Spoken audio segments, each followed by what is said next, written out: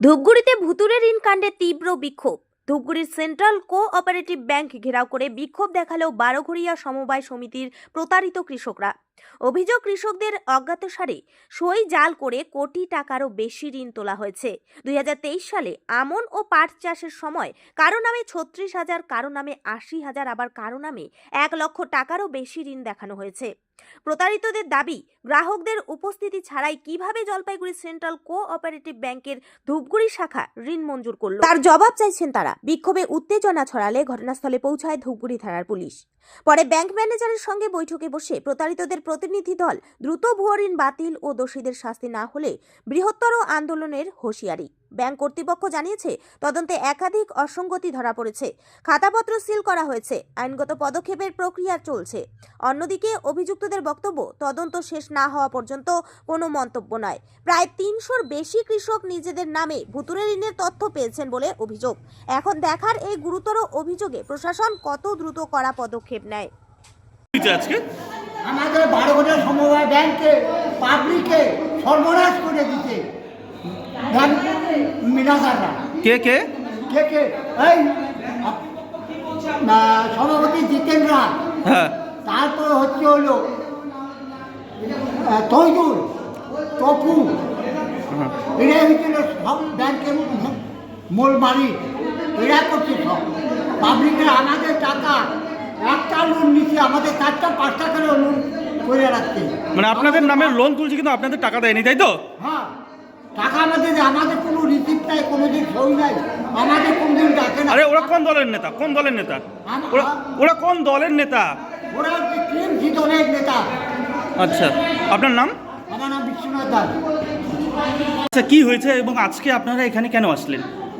এখানে আমাদের বারোঘরিয়া সমবায় সমিতি থেকে যে একটা জালিয়াতি হয়েছিল। কি জালিয়াতি? ওখানে টাকা আত্মসাৎ করেছে। কে কে? ওখানে ম্যানেজার ছিল এবং আগের যে বোর্ড ছিল তারাই করেছে। এখন আমরা তো সঠিকটা জানতে পারিনি এগুলো। আর এই ব্যাপারে কয়েকবার সম্মতি দেওয়া, মানে কি করছিল তারা? এখন আমাদের নামে ফেক লোন তুলে নিয়েছে। আমাদের সিগনেচার ছাড়া, আমাদের অনুমতি ছাড়া একজন চাষির নামে 2-3টা করে লোন তুলে নিয়েছে। কত টাকা হতে পারে? কত আমাদের পরিবারে মানে একজনের কাছ থেকে কত টাকার আনুমানিক কত টাকা লোন তুলে নেওয়া হয়েছিল কাছে। এবং কারা করছিল? এটা হচ্ছে যে ওখানকার যে ম্যানেজার বা ওখানকার যে কমিটি, ওখানকার যে মানে নির্বাচিত যে প্রতিনিধি রয়েছে তারাই। কত টাকা করে এটা বলা যাচ্ছে না, বুঝতে পারবো। আচ্ছা, আজকে কেন আসলেন আপনার? আজকে আমরা থানায় এফআইআর করেছিলাম এই ব্যাপারটা নিয়ে, কয়েকবার করা হয়েছে। ওই ব্যাংকে কয়েকবার অ্যাপ্লিকেশন আকারে আমরা অভিযোগ জানিয়েছি, কোনো রকম কোনো সুরাহা পাচ্ছি না। আজকে কেন বলেছেন? আজকে আমরা এই ব্যাংকে এসেছি। এখানে আপনাদের দাবিটা কি? হ্যাঁ, এখানে আপনাদের দাবিটা কি? এখানে আমাদের দাবি হচ্ছে, এই ব্যাংকে আমরা বলেছি যে আমাদের তদন্ত কেন আমাদের করেছে, আমরা সামনে বসুন, চা করতে পারছি না। আপনার নাম? হ্যাঁ, বিপুল ইসলাম, তহিদুল ইসলাম, তপু রায়, ফণীন্দ্রনাথ রায়, তারপর জিতেন রায়, এগুলো সবাই নামে কমপ্লেন দেওয়া আছে।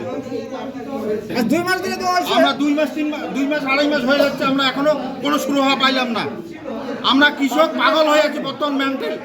আপনারা আসলে কি চান? আপনারা কি চান? আমরা চাচ্ছি যে আমাদের লোনের টাকা হয় রিটার্ন দেওয়া হোক, না হইলে লোন মুকুব করে দেওয়া হোক। ব্যাংক বুঝলো ব্যাংক কোথায় গেছে টাকা। আমাদের টাকা লোন যদি পাস হয়ে থাকে, ব্রাঞ্চ ম্যানেজার বা সুপারভাইজার তো নিশ্চয়ই জানে। আমাদের চেহারা দেখছে নাকি কোনো দিন? আমরা তো কোনো রকম লোন নেই। আজকে আমরা লোন শোধ করতে গিয়ে আসি যে লোনের টাকা নতুন করে আমরা নিব, তখন দেখতেছি আমার লোন 35,000 থেকে 2,97,000 টাকা হয়ে গেছে। আমরা কি করবো এখন?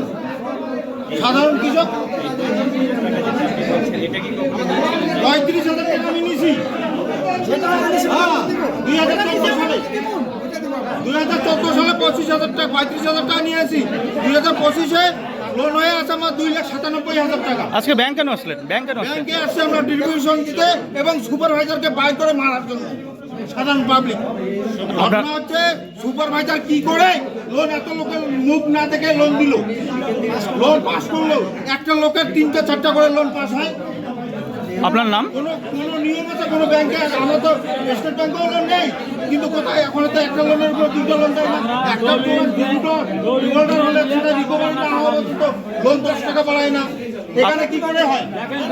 এখানে টোটালটাই ঘাপলা করার জন্য এখানে বসে আছে এই সুপারভাইজার, ব্যালেন্স ম্যানেজার বা অন্যান্য কর্মীরা। কতবার প্রশাসনের দ্বারস্থ হয়েছেন আপনারা? আমরা প্রশাসনের দ্বারস্থ হয়ে 3 দিন 4 দিন প্রশাসনের দ্বারস্থ হয়েছি। মোটামুটি 120-30টা ডায়েরি হয়ে গেছে। ডায়েরি হওয়ার পরে কিছু ডায়েরি আমার আবার ইয়ে করে নিয়ে নিছি, রিসিভ করে নিয়ে নিছি, কিন্তু তদ্রূপ কোনো প্রশাসনও কোনো আমাদের তদন্ত করলো না। আচ্ছা, আপনার নাম কি? আপনার নাম কি দাদা? দাদা আপনার নাম কি? আপনার নাম কি? আমার নাম ওহিদুর রহমান।